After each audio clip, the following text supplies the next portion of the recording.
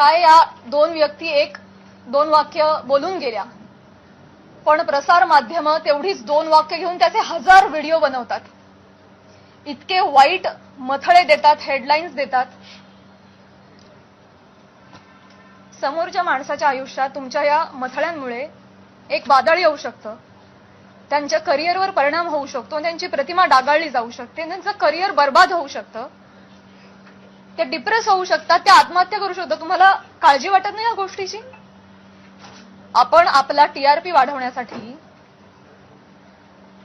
आपण आपला एक सेट टार्गेट अचीव्ह करण्यासाठी कुठल्या थराला जाऊन बातमी करतो, त्याचं किती वेगवेगळ्या पद्धतीनं. आता फॉर एन एक्झाम्पल, कालच मी ही बातमी वाचली आणि ती इतकी हर्टफुल होती.